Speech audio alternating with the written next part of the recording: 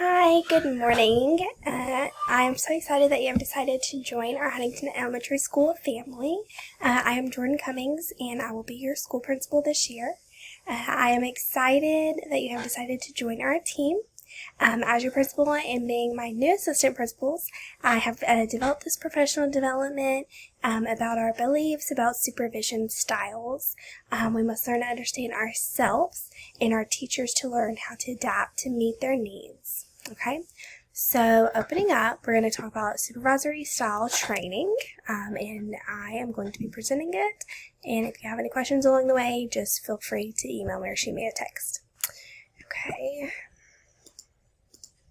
Okay, so first off on our agenda, greetings. I've already introduced myself, so I want to know a little bit about you. So just send me an email and let me know a few things about you and your interests, about your family, and so forth.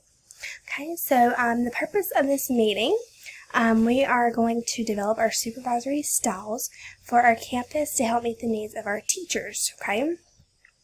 So we're going to help you develop your supervisory style as an assistant principal to help benefit the needs of your teachers during observations and walkthroughs. Okay, so we are going to then talk about identifying the marginally effective teacher. So we'll get into what that is exactly. We will then talk about supervisory styles and the AP role of supervision. Okay. So moving right along.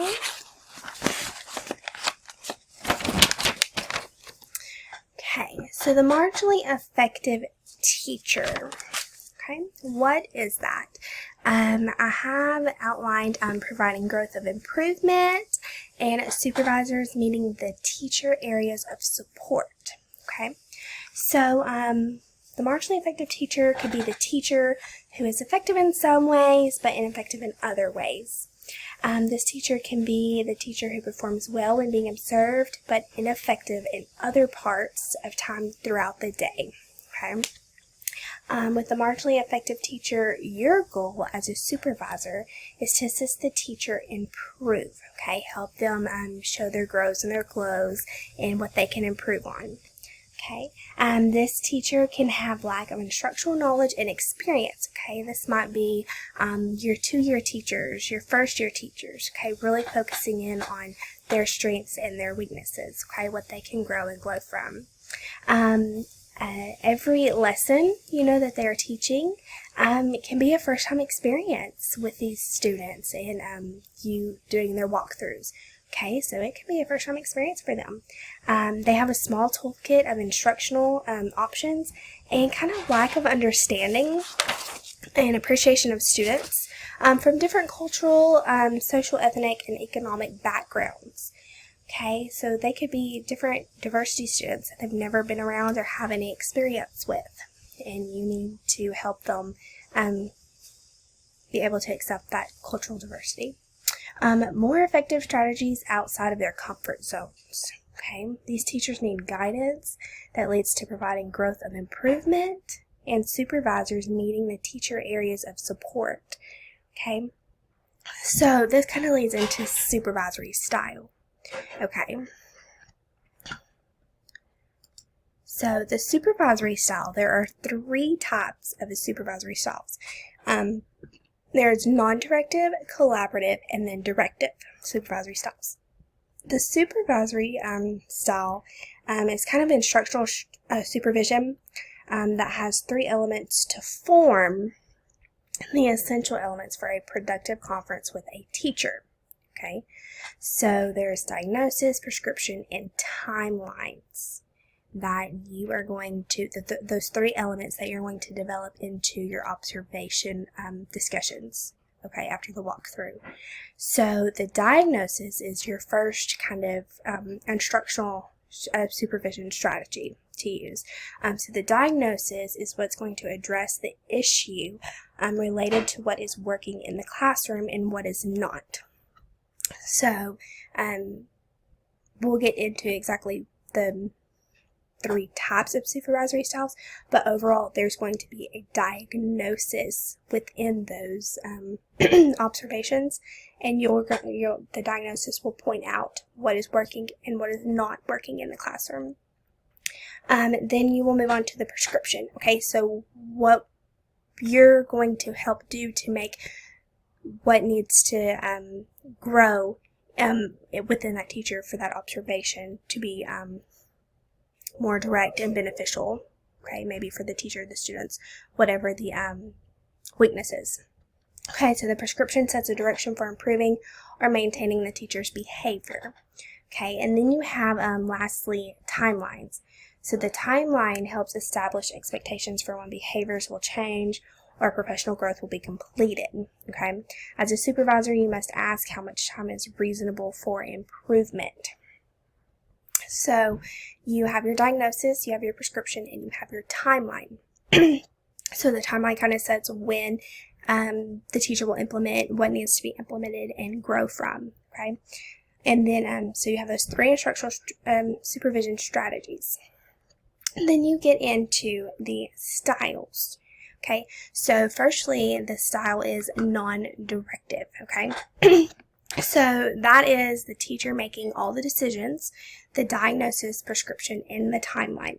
Okay, this type of supervisory style allows you to use active listening, questions using positive presuppositions, questions to probe thinking, summarizing, and wait time for thinking and reflection.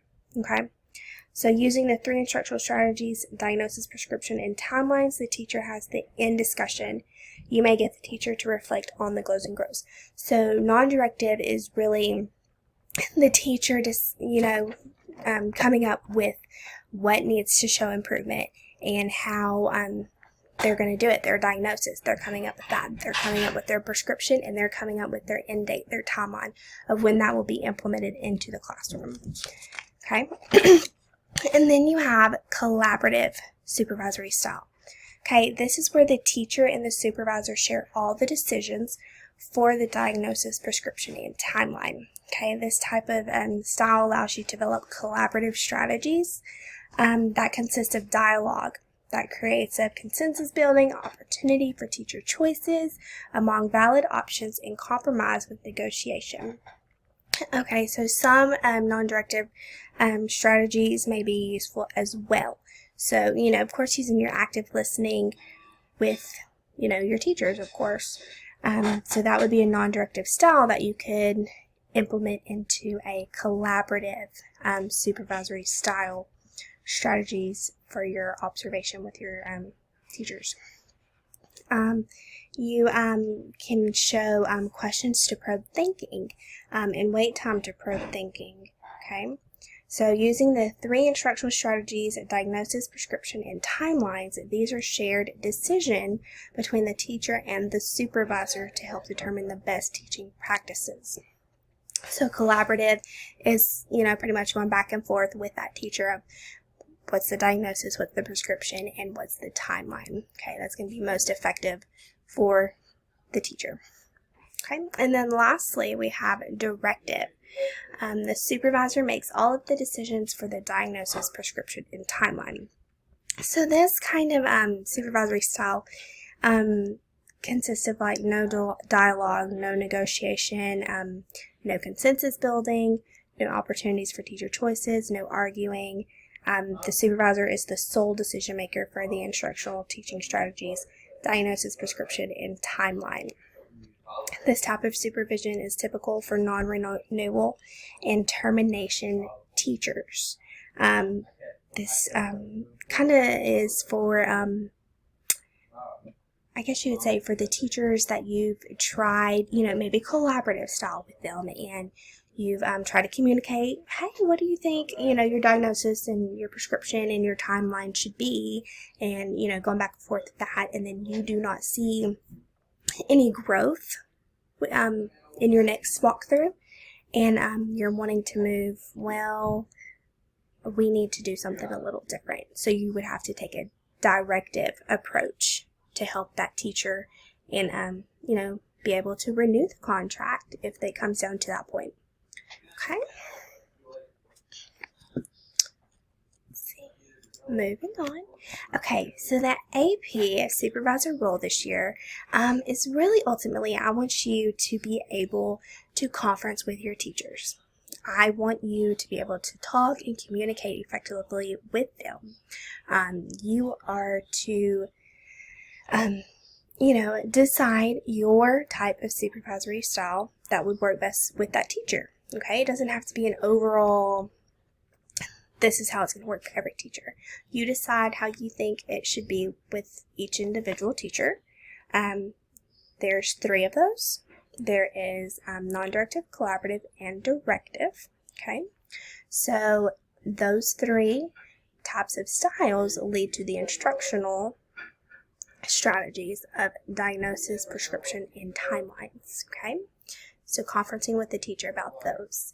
I also want you to assist teachers in improving instructional practices, professional habits, and then matching your supervisory style to the individual needs of teachers. Okay. I want you to be able to support these teachers to be able to, show their grows and their glows in teachers and needs of assistance. That's why we're here to help our teachers and our students achieve in the classroom.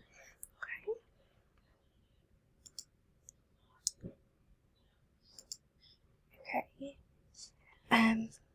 So thank you for your time. We will discuss this more towards the beginning of the school year and go over it in bigger detail. But thank you for your time, and I hope you have a great rest of the summer.